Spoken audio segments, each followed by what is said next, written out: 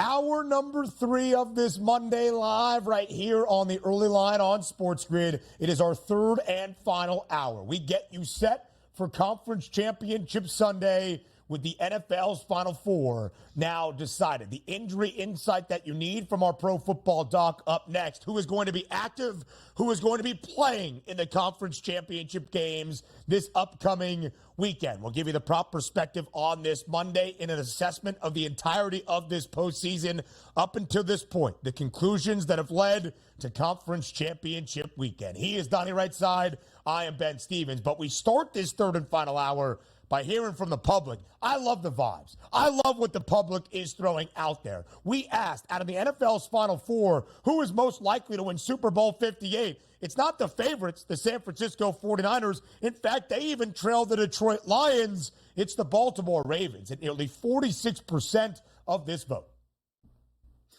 And boy, oh boy, I love it. And I didn't expect it to be that high. And quite frankly, how is it possible that we try to take a look at the Ravens and the 49ers, who, again, the 49ers have been the darling of the, I guess, sports books for the past 6 months here in order to win the Super Bowl. No matter what the record, no matter what the losing streak they went on, everybody always trusted them to get there and win it. To be pulling up the rear here at 13.7% now, as we have close to 300 votes already in here, that's impressive. That's not like, hey, there's only 7 people that voted and 6 of them hate the 49ers to begin with here. That's not the case here. We got a pretty good sample size, and for the 49ers being last is really impressive. If we're looking at rankings, Ben, let's just say rankings based on who the public wants to root against. Number 1, it's probably rooting against the Chiefs. Number 2, it's probably rooting against the 49ers. Then the Ravens, then the Lions, probably that, good old story from Detroit, never get there, pulling for the fans and whatnot. But that's not playing out here as we're seeing, because the 49ers at 13%, I want to see if that changes. I know it will, but I love, as I said, Ben, the vibes moving forward here where the Ravens are this far out in front. I like to cheer it on, but then at the same time, I get nervous. Like, would I rather the Ravens be at 13% to win the Super Bowl because Lamar Jackson can't pass, right? That's what I want to hear, because I'm like, ooh, now the Ravens got them just where they want them, but they're playing too good a football for that right now. Sometimes you want the public to be against you. It is the idea of fade the public. It's why we have those polls each and every day. Let's welcome in the SportsGrid radio audience here to our third and final hour. You're listening live on Sirius XM Channel 159. All of our radio terrestrial affiliates now in the mix as well. He is Donnie. I am Ben. So we correlate what the public is saying to those Super Bowl 58 odds. 2 spots in Super Bowl Sunday out in Las Vegas will be decided this upcoming Sunday in Conference Championship weekend. Right now, the 49ers remain the betting favorites to win Super Bowl 58's Lombardi Trophy, plus 145, 65 cents in front of the Baltimore Ravens. The Flock, the second best price at plus 210. They're nearly $1.50 in front of KC. The Chiefs not only a 3.5-point dog on the road in the Charm City on Sunday, but a plus 350 price in Detroit, the fourth and longest price of the NFL's Final Four at 7-1. Donnie, we have reached a stage where you can correlate everything down to individual matchups and those early look-ahead lines for hypothetical potential matchups in Super Bowl 58. When you look at the Super Bowl 58 odds just outright right now, do you believe there is value anywhere left on the board? I would probably say if there is value, it's probably going to be on the Chiefs at a plus 350 price at this point. Because, again, it's not going to be shocking if the Chiefs go in to beat the Ravens. I don't see it happening. But, again, this line, Ben, is not 11.5 or 14.5. It's 3.5. Right. That's 2 really good football teams, and Andy Reid and Patrick Mahomes on the other side. It would be fun to take the Lions at a price at 7-1, but I don't believe they're going to beat the 49ers. And if they do, they're going to come up on the Chiefs and or the Ravens in the Super Bowl. So just from a realistic point, if you want to take the favorite out, that's the 49ers, who we think will get to the Super Bowl, and take the Ravens if that's maybe a team that you think can actually win. The price points here being effective, still maybe Chiefs at that plus 350 price when it's all said and done.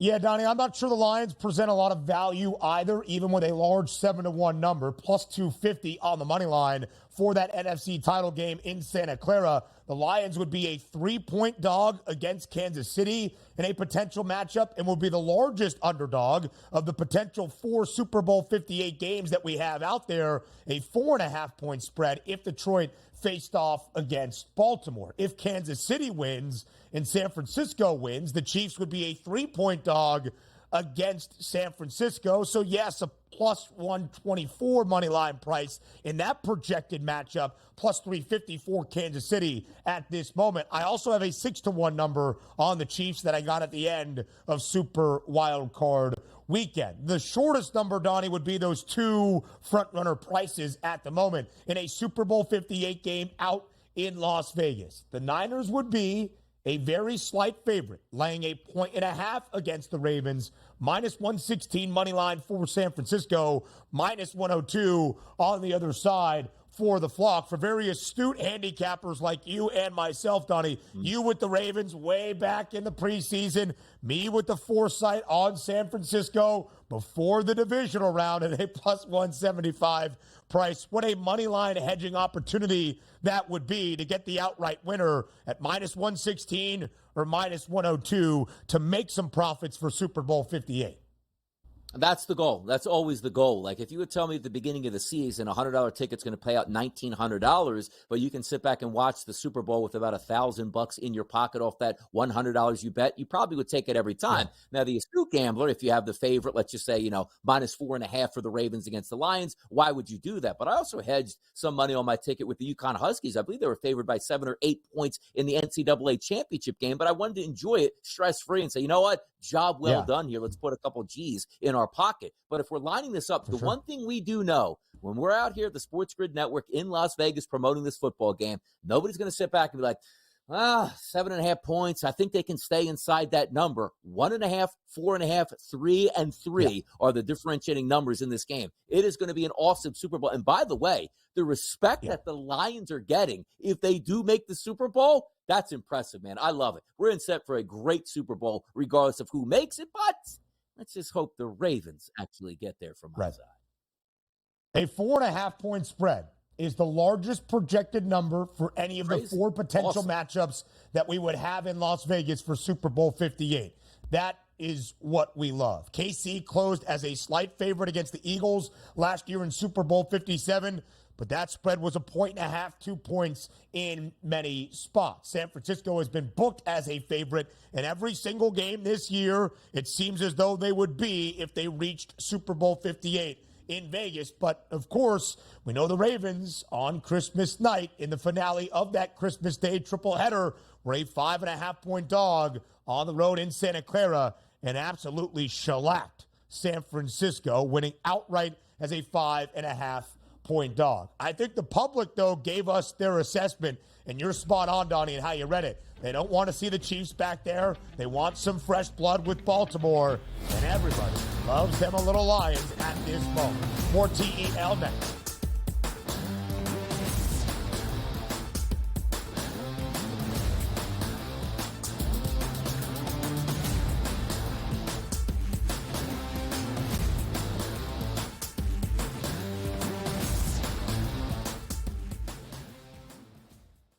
Quarterback at quarterback. We're going to lay some juice. We're going to have some dog prices. We're going to go right in the middle.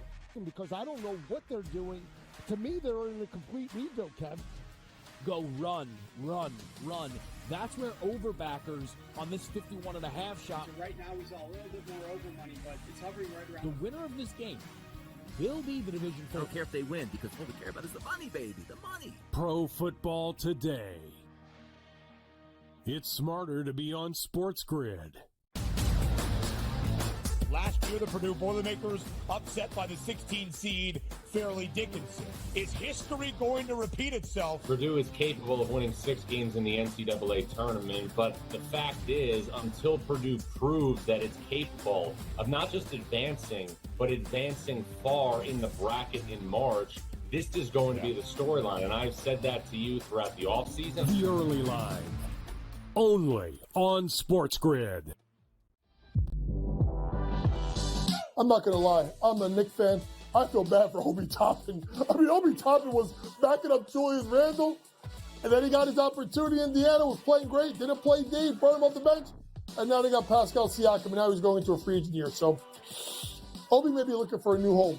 But I do like that fast break if it's Halliburton with Obi and Siakam. Betting above the rim. Only on SportsGrid.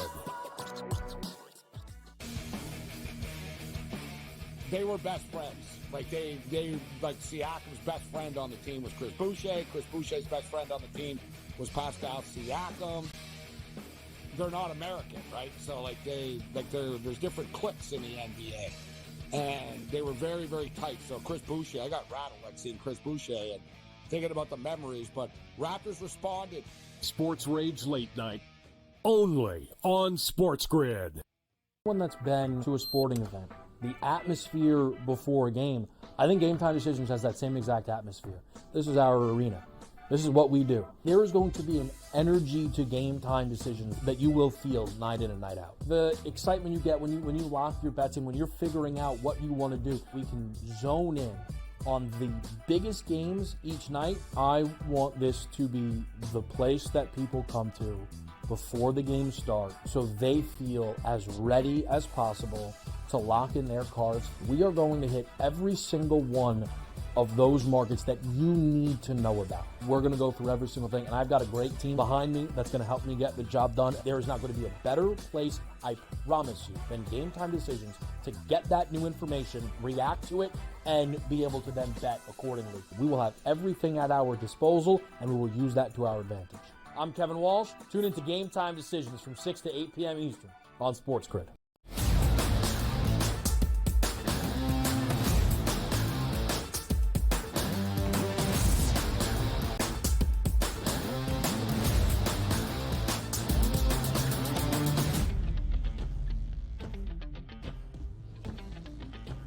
Live right here on this Monday on the early line on Sports Grid. I am Ben Stevens. Donnie Rightside is here, and now joining us, the man in the middle. It is our pro football doc, Dr. David Chao, to get you set for Conference Championship Sunday early on this week with the injury analysis and insight that we need. Dr. Chao, thank you for joining us here on this Monday. Already looking forward to Conference Championship weekend in the National Football League. Yeah, it was a good weekend of football, a good couple of weekends of football. Some close games this time. 3 of the 4 games through the divisional round decided by just a single score, including Dr. Chao on Saturday night in Santa Clara. Early on in the opening half, Deebo Samuel exited the game for San Francisco. We start there in terms of forecasting what we might see on Conference Championship Sunday. Kyle Shanahan said after the game it was the same shoulder that made Deebo Samuel miss 2 games throughout this regular season in 2023. They listed him at 50-50 for Sunday's game against the Detroit Lions. Dr. Chao, in your assessment, how likely is it that Deebo Samuel plays in the NFC title against the Lions? Well, sometimes it's not what you see, but it's what you don't see. And we did not see a similar injury to what he had before in week 6 against Cleveland. The reality is that it's the same shoulder, but not the same injury. Last time it was a scapular fracture. He missed a couple weeks. By video, we don't see that. It was the play that he got hit and had a head check. It's more believed to be a muscle injury. X-rays are proven to be negative. They're saying 50-50 right now. We'll see how the week has to go here. Doc, when you take a look at that injury, just to ask a second question, we saw it on video replay. Goes back in the blue medical tent, even saw him go back into the locker room. Going back into the locker room, is that for x-rays? Are they trying to fit him with a brace? And also, ultimately, who makes the decision to keep him out with how serious that injury might have been?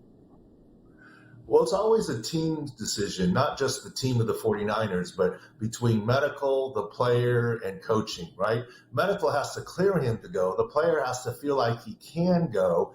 And coaching has to think that he's a better option in terms of the backup, et cetera. So it is a joint decision. When you go in the locker room, lots of things happen. X-rays happen. Sometimes some treatment happens. Sometimes injection happens. Sometimes special taping happens or bracing happens. A lot of different things can happen. And, I think he wanted to come back in, but felt like he couldn't. And, it's close right now. I think he's 50-50. Now, the good news is, Deebo, even though he's a receiver, really makes all of his money with his legs, right? Speed getting open, even almost as a pseudo running back, et cetera. So I leave hope alive. I think people were pessimistic when the reference was made to the previous injury where he missed 2 weeks. We've remained cautiously optimistic. Dr. Chao, as we look elsewhere on that San Francisco offense, Christian McCaffrey 98 yards on the ground, 30 through the air, scored 2 touchdowns against Green Bay on Saturday night. He was dealing with a calf injury through the later portion of the 2023 NFL regular season, but with the bye week looked very healthy against Green Bay. Outside of Deebo Samuel, how do you evaluate the San Francisco 49ers and their health entering the NFC title game? Well, no worries about CMC. Even coming into the game, we felt his calf would be fine with the 3 weeks of rest. The calf seemed fine. He was getting his thigh worked on a little bit. But that's just the game of football, some contusion, soreness, etc.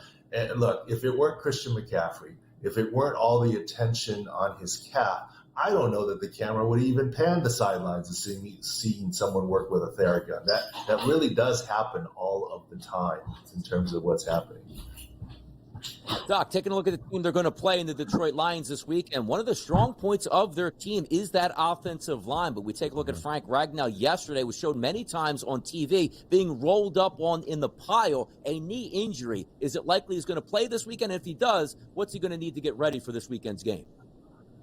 It's Frank Ragnow. He's not going to miss, right? And thankfully, when he got rolled up on by Jared Goff, his left knee was bent as opposed to stuck and posted. So that saves him a more significant injury. He finished the game. I think he will play next week. Now, his left guard, Jonah Jackson, not so much. There's some worry of a lateral meniscus tear there. And Brock Wright has a shoulder injury and is likely to miss. But the good news is Sam Laporta is starting to look like Sam Laporta.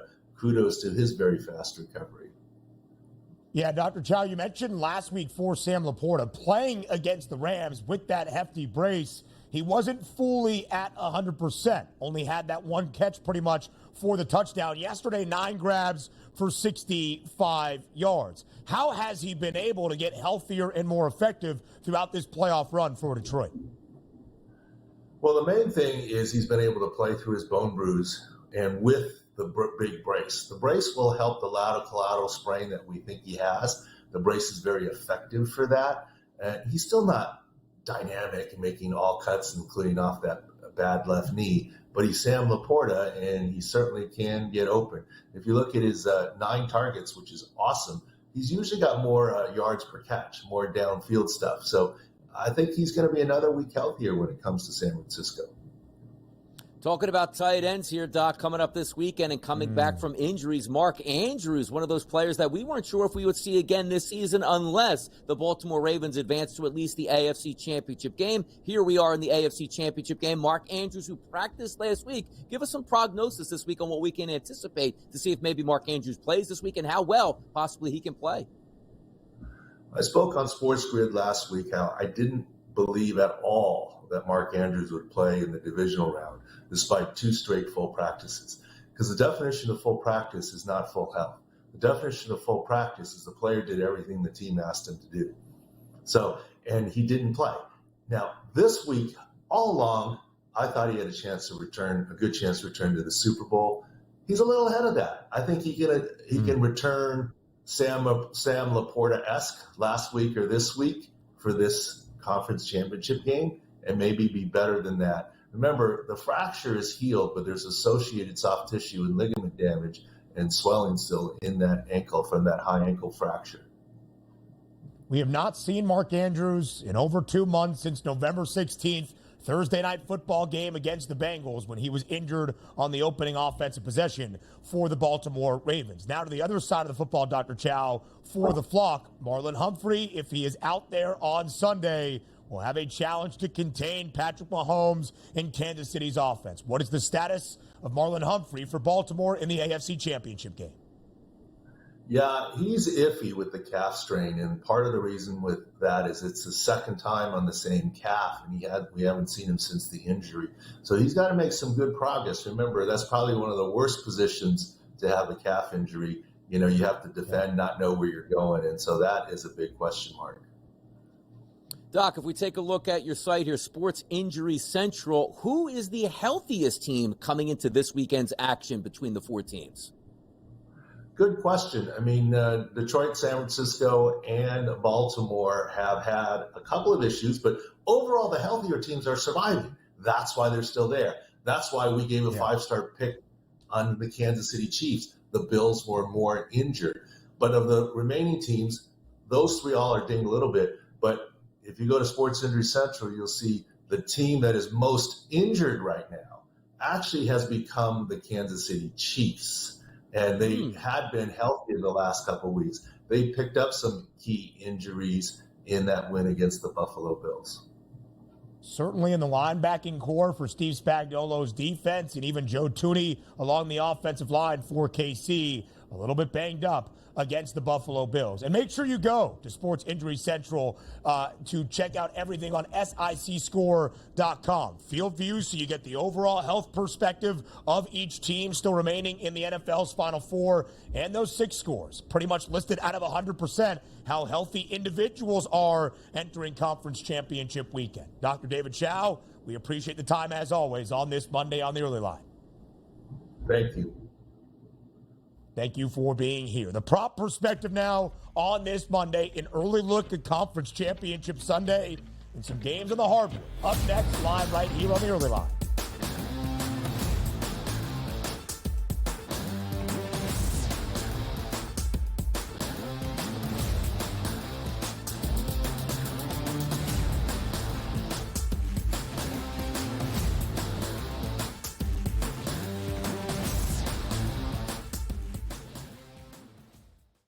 Quarterback at quarterback. We're going to lay some juice. We're going to have some dog prices. And we're going to go right in the middle.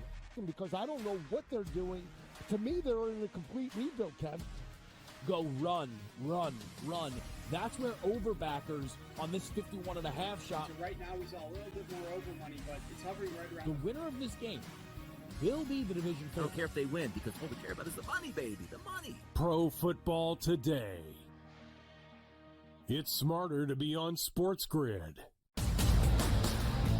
Last year, the Purdue Boilermakers upset by the 16 seed Fairleigh Dickinson. Is history going to repeat itself? Purdue is capable of winning 6 games in the NCAA tournament, but the fact is, until Purdue proves that it's capable of not just advancing, but advancing far in the bracket in March, this is going to be the storyline. And I've said that to you throughout the offseason. The Early Line. Only on SportsGrid. I'm not going to lie. I'm a Knicks fan. I feel bad for Obi Toppin. I mean, Obi Toppin was backing up Julius Randle, and then he got his opportunity. Indiana was playing great. Didn't play D, brought him off the bench. And now they got Pascal Siakam, and now he's going into a free agent year. So Obi may be looking for a new home. But I do like that fast break if it's Halliburton with Obi and Siakam. Betting above the rim. Only on SportsGrid. They were best friends. Like Siakam's best friend on the team was Chris Boucher. Chris Boucher's best friend on the team was Pascal Siakam. They're not American, right? So there's different cliques in the NBA, and they were very, very tight. So Chris Boucher, I got rattled seeing Chris Boucher and thinking about the memories. But Raptors responded.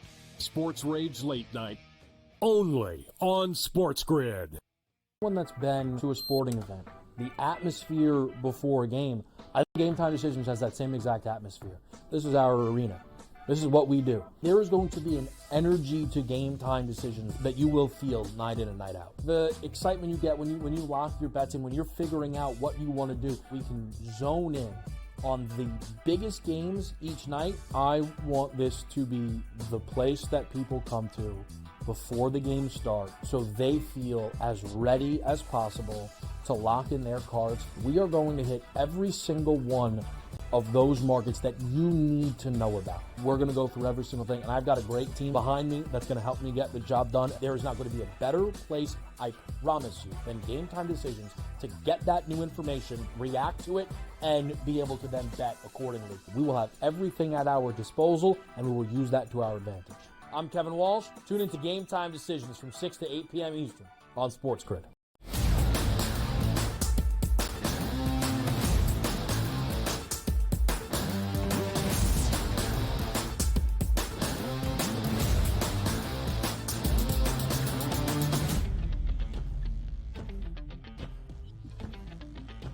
The Jack of all trades is here to start off a new week on this Monday on the Early Line. It's the proper perspective with FanDuel's Tom Vecchio joining us live right here on this Monday on TEL. Vecchio, thank you for being here as always to start off this new week. How was your divisional round weekend this past Saturday and Sunday? Thanks for having me. Divisional round weekend was awesome. I wrote about K. Dotton for a touchdown on plus 360. He came through with that. As I said on Thursday when I was here, a lot of scoring potential in that Lions Tampa Bay game. And that's exactly what we saw. I think we are in for some modest scoring this upcoming weekend. Nothing super high. Two awesome games to end the year. 44.5 is the total for the AFC Championship game in Baltimore between the Ravens and the Chiefs. 50 and a hook Sunday night in Santa Clara between the 49ers and the Lions. We will look at those early lines for those games on Conference Championship Sunday in just a moment. Vecchio, the NFL's Final Four, as we just listed out, with 2 spots in Super Bowl 58, awaiting the winners of Conference Championship Sunday. What have you seen so far in the postseason? How does your handicapping differ now as we reach the end of the playoffs with the cream rising to the top? I think this is kind of similar to what we see in the NBA when it comes to playoffs. And it's that, in the NBA, player rotations tighten up and they're not running 9, 10 player benches anymore. They're running 7, 8 player benches. And that's what we should be seeing. That's what we saw with the Chiefs, getting to Travis Kelce, getting to Rashee Rice. Stop giving the ball to Mecole Hardman, right? We're going to see their player allocation tighten up for all teams, right? A lot of targets to St. Brown, a lot of targets to Sam Laporta, kind of push everyone out of the mix. So focusing on those key players, and that's where we're going to see high usage on offense, and that's where we should be focusing in on props. Tom, let me take a look here with you at that second game on Sunday, the Detroit Lions in San Francisco. And I agree, in the biggest moments, you need to rely on your big-time players and your superstars here. If Deebo Samuel is injured in this game, let's just say he doesn't play in this, is that another one for McCaffrey to get 12 targets in this game? Is that George Kittle's going to own some more of those dump-offs? How do you adjust based on a player? And also, a secondary question on that, if Deebo does play, can we take him at his word as, I'm ready to go, give me my full load here? Regardless of if he's in or out, the answer is Brandon Ayuk. Week one of the playoffs, I should say, first round, Puka Nacua against the Lions. Week 2 of the playoffs, Mike Evans against the Lions secondary. This week, it's about Brandon Ayuk. Regardless if Deebo's healthy or not, even if he plays, I'm assuming he's not at full health. So Brandon Ayuk, huge game from him. Maybe one of their secondary players, Jennings, maybe stepping into the mix as we saw getting some targets. But Brandon Ayuk is the answer this week. When you look at Brandon Ayuk throughout the 2023 regular season for San Francisco, was their leading receiver, 1,342 yards and had 105 targets. Even George Kittle with that Cy-Hawk connection alongside Brock Purdy, 90 targets. Brandon Ayuk is that top guy for this Niners passing attack. And like Vecchio mentioned, the Lions secondary has been getting torched the better part of the postseason, even the final 6 to 8 weeks of the NFL regular season as well. Let's go to the first game up on Sunday. Conference Championship Sunday begins in Baltimore between the Ravens and the Chiefs. It's Patrick Mahomes versus Lamar Jackson. If you had to highlight a player you are already keying on for the matchup in the AFC title game, Vecchio, who would that individual be? I really like Odell Beckham Jr. And I don't remember too many times over the past few years where I've said I like OBJ for a prop, but I'm buying low on this number. I think Mark Andrews will play, as we just you spoke about with the doc in the previous segment. If he plays, we're going to see the Chiefs kind of focusing on Mark Andrews, Zay Flowers. They're also going to be, I want to say, somewhat stacking the box, having an extra safety down there, keeping an eye on Lamar Jackson. I think 1 or 2 passes over the top to OBJ, who led the Ravens this year with a 14.6 average depth of target. He can get over 25.5 in 1 or 2 catches. It does not have to be a high volume, highly involved in terms of 9, 10 targets. He can do this in 2 catches. So I really like OBJ. And we saw the Chiefs get burned a few times, not for super long over the first 2 weeks of the playoffs, but 18, 19 yards over the past few games. He can do this in 2 catches, and I love him at over 25.5. Yeah, take a look at him over the weekend. I believe it was in the mid-30s at the FanDuel Sportsbook. Now you're getting that discount lower, and you're right. It doesn't take much. That's one of those one catch for 12 yards, which he had. Hey, look, I just need one more of those for the final three quarters. I didn't see OBJ too much on the field in that second half, saving him up maybe for the biggest spots here. Tom, let's take a look here at the Super Bowl odds at the FanDuel Sportsbook heading into it. Ben, with massive CLV now at a plus 145 price on the San Francisco 49ers. The Ravens at plus 210, the Chiefs at plus 350, and the Lions at 7-1. Is there value across the board? And if you did have to make a play right now on a team to win the Super Bowl, what price point you taking? The play would be going to a direct forecast. I believe those markets are up. So if you just want to say Ravens over 49ers, Ravens over Lions, that's the spot to extract the most value. The Ravens just look so good right now. They have the defense get it done. They have the parts on offense. They're going to be getting theoretically better on offense if Mark Andrews comes back. So I think this is the Ravens year. They've gone through, I don't know, so much with the injuries over the past few years, like building to this point. So I would actually look for a direct outcome for Ravens over 49ers or whatever it might be. The Ravens to beat the San Francisco 49ers is plus 290. The San Francisco 49ers to beat the Baltimore Ravens plus 270. Those are the two shortest numbers, the only two under 4-1 at this moment. But again, the San Francisco 49ers, 30 cents off that number. Some of us astute handicappers already on that Super Bowl 58 price. Tom Vecchio, very astute when it comes to the prop perspective and the individuals. At the very beginning of the postseason, before the number one seed in the NFC, those Niners even entered the playoff fold. He told you to keep an eye on Christian McCaffrey to win Super Bowl 58's MVP award. That was closer to a 10-1 number, plus 950. Now run CMC, fourth best price at plus 550. Vecchio, when you look at the Super Bowl MVP odds, what stands out to you? The one would be standing out to me at this point. It has to be Nick Bosa. I think there's just too much value that he brings. And, you know, if you look back at MVPs for the Super Bowl, like 70 or 80% of the time it's a quarterback, then it's a wide receiver, and then it's going to be a linebacker or, you know, DN when Von Miller won it last. And then was it Malcolm Smith for the Seahawks? I think they were the last two defensive players to win. So it is a very low probability that a defensive player wins. But his impact in the game, as I've said before, is massive. You know, a turnover, a sack, strip, fumble, whatever it might be, that is there, and that is game-changing. So even if we see the 49ers win, it could be a very balanced game for them, where Debo has one, and Ayuk has one, and McCaffrey has one. But the real high-impact plays could be coming from Nick Bosa. So I'll just take a super long shot on that since I already have McCaffrey. Really looking forward to this weekend's Final Four in the NFL. 2 weeks later, we will have Super Bowl Sunday. But before we get there, there is a lot of NBA action to tackle on tonight. The Boston Celtics taking on the Dallas Mavericks here, Tom. If we line this up at the FanDuel Sportsbook, a -3 right now, showing up here in favored for the Celtics. Nice points in this game, 239.5. What are we looking at tonight between the Celtics and the Mavs, Tom?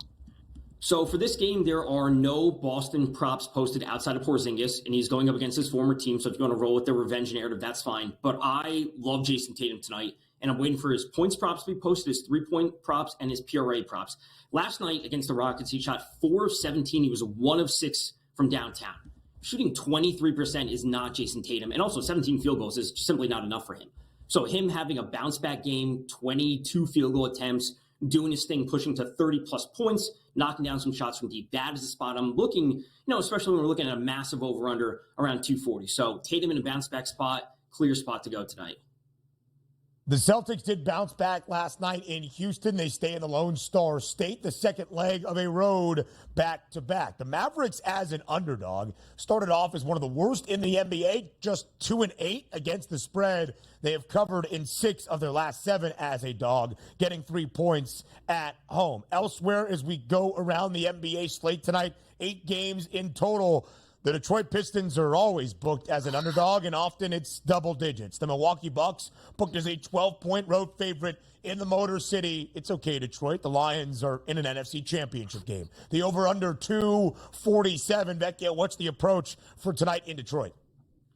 Well, Antetokounmpo is listed as probable for this game, and I'm uncertain if he's actually going to be playing because they're such large favorites. I think they can come away with the win without him. So I really like Brook Lopez over 5.5 rebounds. It's at -102.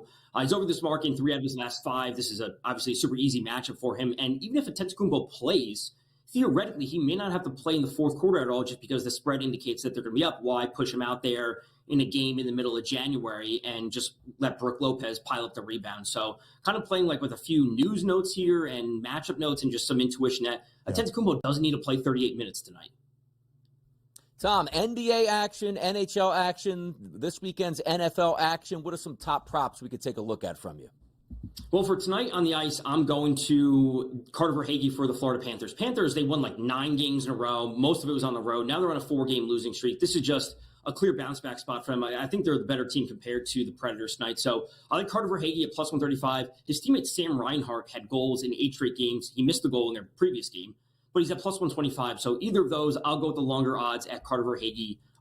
Carter Verhaeghe for a goal, plus 135. I also like the Panthers' money line. Also the Panthers in regulation, their 3-way money line tonight.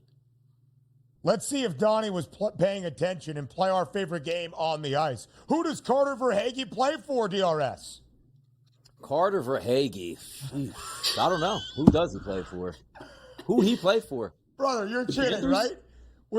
You're kidding, right? With all Vecchio said, he even highlighted that guy's team to win tonight. What? Yeah, no shot. No shot.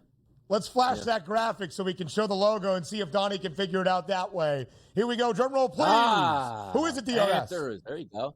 Look at that, the Panthers. Little Florida hockey action. Sunrise. And that's why we have Tom Vecchio here, the jack of all trades for the prop perspective on this Monday. Vecchio, thank you very much for your time. As always, we need it and we appreciate it. Back on the early line in just a few, looking at Conference Championship Sunday.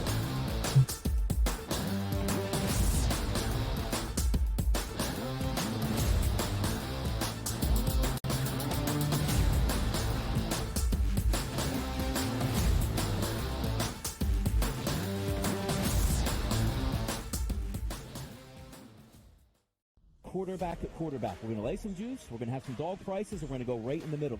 Because I don't know what they're doing. To me, they're in a complete rebuild, Kev. Go run. That's where overbackers on this 51.5 shot. So right now he's a little bit more over money, but it's hovering right around. The winner of this game will be the division. I don't care if they win because all we care about is the money, baby. The money. Pro Football Today. It's smarter to be on SportsGrid. Last year, the Purdue Boilermakers upset by the 16 seed Fairleigh Dickinson. Is history going to repeat itself? Purdue is capable of winning 6 games in the NCAA tournament, but the fact is, until Purdue proves that it's capable of not just advancing, but advancing far in the bracket in March, this is going to be the storyline. And I've said that to you throughout the offseason. The early line. Only on SportsGrid. I'm not going to lie. I'm a Knicks fan. I feel bad for Obi Toppin. I mean, Obi Toppin was backing up Julius Randle, and then he got his opportunity. Indiana was playing great. Didn't play Dave, brought him off the bench. And now they got Pascal Siakam, and now he's going to a free agent year. So Obi may be looking for a new home. But I do like that fast break if it's Halliburton with Obi and Siakam. Betting above the rim. Only on SportsGrid. They were best friends. Like Siakam's best friend on the team was Chris Boucher. Chris Boucher's best friend on the team was Pascal Siakam. They're not American, right? So there's different cliques in the NBA, and they were very, very tight. So Chris Boucher, I got rattled like seeing Chris Boucher and thinking about the memories. But Raptors responded. Sports Rage Late Night. Only on SportsGrid.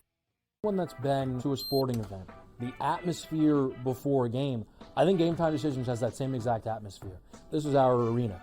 This is what we do. There is going to be an energy to Game Time Decisions that you will feel night in and night out. The excitement you get when you lock your bets in, when you're figuring out what you want to do, we can zone in on the biggest games each night. I want this to be the place that people come to before the games start so they feel as ready as possible to lock in their cards. We are going to hit every single one of those markets that you need to know about. We're going to go through every single thing, and I've got a great team behind me that's going to help me get the job done. There is not going to be a better place, I promise you, than Game Time Decisions to get that new information, react to it, and be able to then bet accordingly. We will have everything at our disposal, and we will use that to our advantage.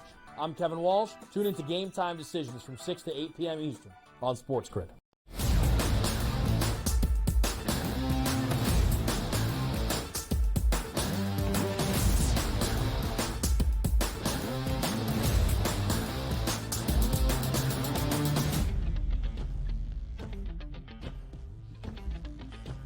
The NFL's Final Four enter Conference Championship Sunday, each looking for a spot in Super Bowl 58 out in Las Vegas. Welcome back to the Early Line Live right here on this Monday.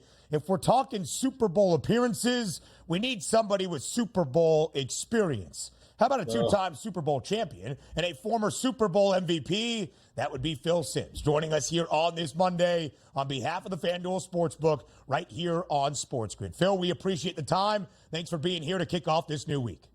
Yeah, good to be there. You know, I don't know. Listen, we're talking about Super Bowls that are so long ago. I got to watch it on TV to see what the hell happened. So I don't know.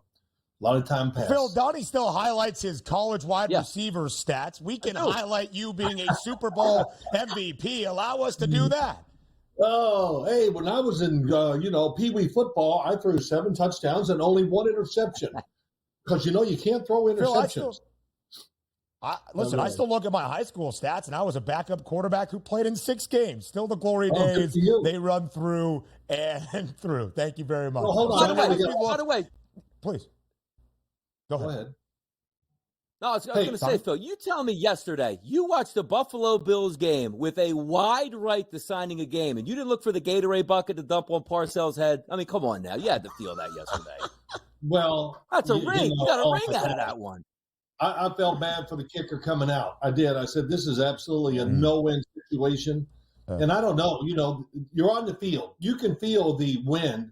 And it was left to right when the first kick, I think, in the first quarter, you could tell the ball was fading to the right. So I don't know if it was still the same.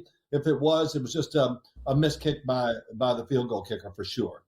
And, if you miss it and win, just like golf or many things, throwing a football, if you miss it just a hair or have a little movement to the right, then the wind's going to, exaggerate it greatly. And I think that's what happened too. Yeah, Tyler Bass, the missed 44-yard field goal that goes wide right, but the plays that led up to that, a part of the conversation as well. Phil, the game was on CBS yesterday. You were working all around the coverage that we saw in Western New York. What was your main takeaway for how Kansas City was able to win in the divisional round against Buffalo once again and head back to its 6th consecutive AFC championship game? Well, I mean, the first thing is the missed field goal could have tied the game up, and we don't know what's going to happen. I mean, everybody on TV this morning, well, they were going to go down and kick a field goal for sure, Kansas City. Yeah, okay, I don't know about that. But I think the style of play by both teams is what caught me off guard. I know Josh Allen's got to run the football in the game, but damn, he might as well have put a 42 number on his back or 32, Jim Brown, and just crash it up in there and take the hits. It was kind of surreal to watch a quarterback play that way in a big game and know that he was going to play that way. I'm sure Buffalo, they decided this is what to do. But on Kansas City's side, I was shocked they couldn't stop the run. Mahomes was getting plenty of time to throw, which I thought, and I said it a couple of times, what to really watch was Kansas City's offensive line against Buffalo's defensive line, which I think is pretty good. And, man, they did a great job. The tackles of the Chiefs, I said things about them, and I was wrong. They played really well, and I think it was just something that got passed up in the game. But Mahomes, open receivers, made a couple great throws, and, we know the rest why they won. Phil, in the salary cap era, it's amazing. 6 straight AFC championship appearances for Andy Reid and Patrick Mahomes. Just talk about some of the ways, because they've had high-octane offenses, defenses that were leaky, now switched over to playing staunch defense, and maybe an offense that's to work its way down the field. It's amazing what Andy Reid and absolutely Patrick Mahomes have done. 6 straight AFC championship games. Well, it is. I mean, really, it's been high-octane for the first 5 until this year, and then they had to turn into a different team to win. And, man, they fought it. They fought hard not to be the team that we saw yesterday. We're going to be this high-flying act. They stayed with it almost the whole year, and it was backfiring. And, I watch every one of their games. I'm going, man, when you run the ball and he throws it on time, it's pretty good. But I don't know why they're not doing that. But they did the last game of the year, and, of course, the game against Miami, I thought that really illustrated what Kansas City's offense is. Patrick Mahomes was patient in the pocket. He read the plays and didn't move too fast. And, of course, I say this, not all arms in the NFL are equal, which a lot of people put it that way. He's got a great arm. He's really one of the great arms in the history of the sport. And as I said, too, before the game, 2 quarterbacks that are weatherproof. It doesn't matter what the weather is. They're going to throw the ball pretty accurate and with great power. And so Kansas City has made a really good adjustment to their offense, fits their defense, which really struggled, I thought, yesterday in a couple aspects. They covered well, but they didn't stop the run. And, man, Chris Jones said it after the game, we got to get this straight because you're going down to Baltimore now and look out.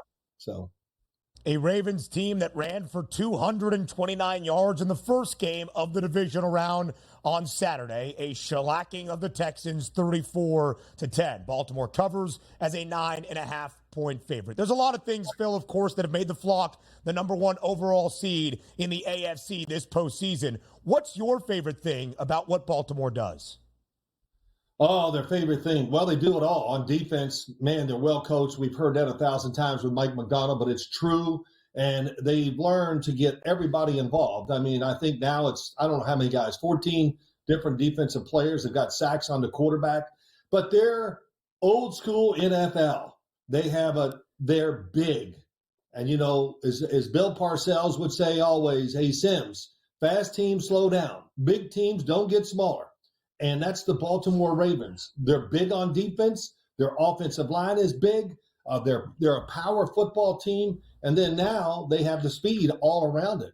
Speed at linebacker. Speed, Kyle Hamilton at safety, Geno Stone, whatever. But the speed at wide receiver. So it's an unbelievable mixture of talent. And I think without question saying this, they're the most talented team of the 4 remaining football teams. And it's going to take, I think, a tremendous game by whoever has a chance to beat them or to beat them in the playoffs. Slow start yesterday, but a fast finish with Detroit and Tampa Bay. The offense has really got moving. Mike Evans was tremendous. Baker Mayfield even had a chance to tie that football game up late, but it was the Detroit defense that stepped up in the biggest moments, something that we haven't seen all that much this year. But the one thing we know, Phil, the offense of Detroit balanced with a wonderful offensive coordinator in Ben Johnson, who will be a head coach shortly here. Talk to us about Detroit and the prospects of moving forward this weekend, taking on those San Francisco 49ers. Well, if the weather's good, which, whatever, it's always going to be pretty good out there, I think it helps Detroit. Jared Goff has thrown the ball extremely well inside or in good weather. The only time I really saw him struggle this year and did not physically throw the ball well was when they played the Baltimore Ravens. It was really windy that day, early in the year. I can't remember, and I just went, wow.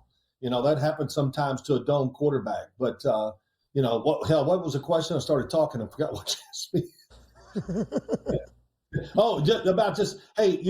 And if you're passing teams like Detroit is really, when it comes down to it, they're great play action, and Tampa Bay is going to throw the ball. Well, they just run it every once in a while, let the receivers rest and give Baker Mayfield a break.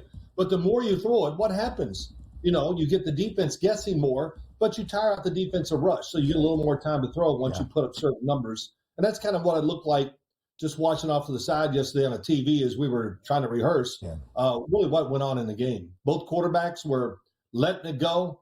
Baker Mayfield, he's never seen a throw that's too hard. And Jared Goff, you guys, I know you talk about it, I do too. I'll do it one more time. I apologize, Jared, okay? I wasn't crazy about him in L.A. or whatever, all these things, but he's found the right place. But the most important thing is he's found the offense that fits his skill set big time. Yeah, big time. Over 279.5 his passing yards prop on Sunday against the Buccaneers, finishing with 287. The Northern California native returns to NorCal on Sunday night It's the NFC Championship game, Phil, between the San Francisco 49ers and the Detroit Lions. A 6.5-point spread in favor of San Fran, the over-under 50.5. How competitive do you expect the NFC Championship game to be on Sunday? I think it is. I think I'd be surprised if it's not very competitive. Detroit, they're tough. They got a little something special going on. We know all that. But the San Francisco 49ers, when I watch them, they're not the same team they were last year. Last year, they were explosive, especially on the defensive side. They've lost a couple big-time speed defenders for them. I think that's hurt with tackling, coverage, getting turnovers, because if they don't get turnovers sometimes, they get takeaways. When you're running with the football in your arm, you get hit hard enough, you just go, take it. That's what I call takeaways. It's going to be interesting. And, of course, Brock Purdy had no rhythm in the game again this past weekend, but I'll give him credit for this against Green Bay. When it mattered, he delivered. And I think that has to give him some confidence. And I think always in these games, both coaches know this, let's try to get our quarterback off to a good start. I mean, that's really the mantra in almost every single game in the league. So we'll see what happens, but I think it will be close. Chilly conditions here this weekend in Baltimore, not nearly as bad as what we've seen the past 2 weeks here for what the Kansas City Chiefs have played in, and quite frankly, the Baltimore Ravens this past weekend. We're lining up Patrick Mahomes here on the road. Oh, no, he's got to win another road playoff game. Slayed that beast last week, or I should say yesterday, with the Buffalo Bills. Moving forward to this game, Lamar Jackson has had a wonderful season, probably the MVP. That defense is fantastic. What are we getting out of this game from a gameplay style? We're looking at maybe a slower ground attack from both sides, or could we see some points this weekend, Phil? This is going to be interesting. I think I'll just say this. Houston had a good game plan defensively early in the game. Blitz Lamar.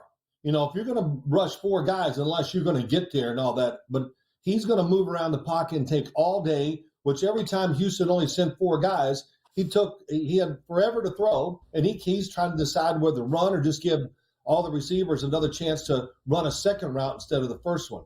But when Houston blitzed, especially in the first half, it really worked. They sacked him. He couldn't find guys open, all those things. The second half, though, I thought Baltimore made some good adjustments. And as far as handling the blitz, getting rid of the football, throwing it quick, all that. And that's one of the reasons why they just ran away with the game. Phil will be there with the CBS crew. No, that was a great breakdown of what we have coming for the AFC Championship game. Phil will be there with the CBS crew on Sunday inside the bank in Baltimore. Phil, what are you going to do while you're in the Charm City? Got any other attractions you're going to visit? No. I'll go to the hotel and let's figure out what we're going to do. And then the most important thing is, what's the weather? What are we going to wear? And then I'm going to wear earplugs, because no matter where you go in the NFL, what I do, somebody's going to be there going, Sims, you know what I'm saying? They're going to, every once in a while, people yell at me and say things. I go, that was really good. It's so creative and so nasty and so vulgar. I just go, that was good, man. I'll give you credit. You try to do something to quiet them down, but oh my gosh. Hey, if it was in Philadelphia, I'd have to have armored guards around me. I was going to say. Republic. Good thing there's that AFC partnership with CBS, because if there was the potential with Philly, that'd be a different story. But Donnie would know that very well. Phil Simms, we appreciate the time on this Monday, helping us get ready already for the conference championship weekend we have ahead in the NFL. Phil, as always, we appreciate the time. Safe travels to Baltimore, and have a great conference championship Sunday. Okay, guys. Thanks for having me on. Good stuff. As always, we appreciate the time. A best bet coming your way up next, live right here on this Monday on the early line. Before we get to the football, some college basketball, some NBA on this Monday. A best bet is next.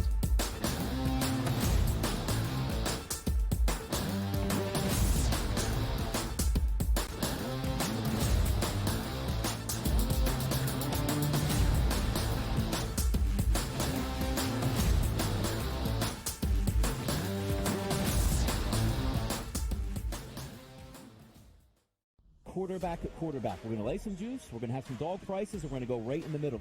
Because I don't know what they're doing. To me, they're in a complete rebuild, Kev. Go run.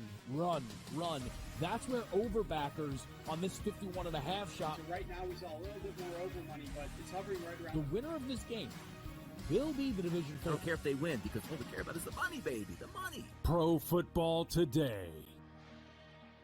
It's smarter to be on SportsGrid.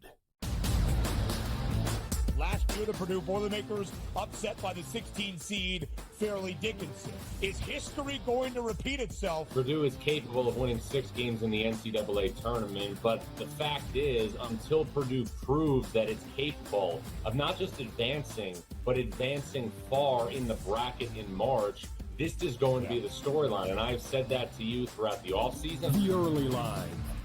Only on SportsGrid. I'm not going to lie. I'm a Knicks fan. I feel bad for Obi Toppin. I mean, Obi Toppin was backing up Julius Randle, and then he got his opportunity. Indiana was playing great. Didn't play Dave, brought him off the bench. And now they got Pascal Siakam, and now he's going to a free agent year. So Obi may be looking for a new home. But I do like that fast break if it's Halliburton with Obi and Siakam. Betting above the rim. Only on SportsGrid.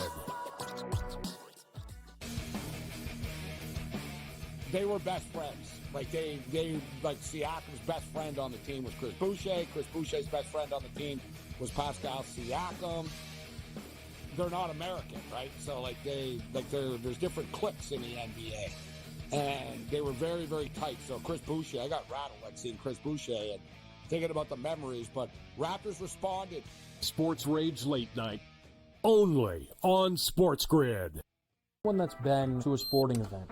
The atmosphere before a game, I think Game Time Decisions has that same exact atmosphere. This is our arena.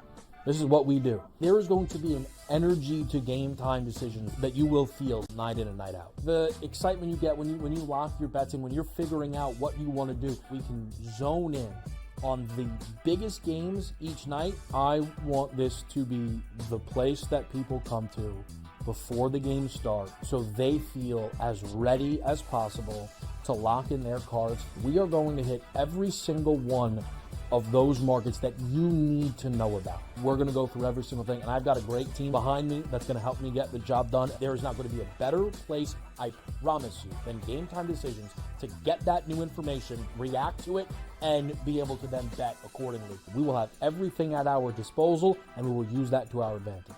I'm Kevin Walsh. Tune into Game Time Decisions from 6 to 8 p.m. Eastern on SportsGrid.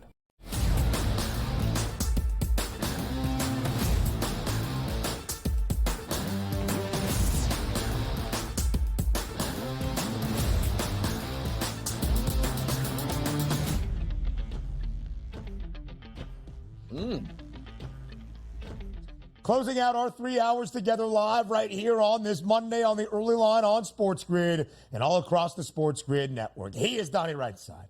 I am Ben Stevens, and this is the SportsGrid app, the ultimate sports betting companion app available for download at both the Apple and the Play Store. You scan that QR code on your screen. 5-star plays coming your way. 5-star plays are known as best bets. That's what we do here before we end out this Monday edition of the early line. Before we say farewell, before we say goodbye, it's time for bye, bye, bye.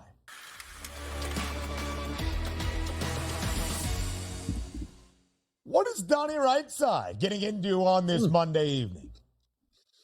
We're going to get into a little bit of college basketball starting at 9 o'clock. Rock, Chalk, Jayhawks. Seems like a high line here, minus 8.5. But you take a look at Cincinnati, losers of 3 of their past 4 games. The only win they had was an overtime victory. Kansas is at home, impenetrable there in their own field house. I'm going to lay the 8.5 here with Kansas and roll to a double-digit victory over the Cincinnati Bearcats. What a bounce-back spot it is for KU. I actually expected that line to be double digits as the Jayhawks return to the Fog. Yeah. They are not going to be the third-ranked team in the country by the time they tip tonight in Lawrence. They'll move back in the AP Top 25, who will remain a Top 5 team.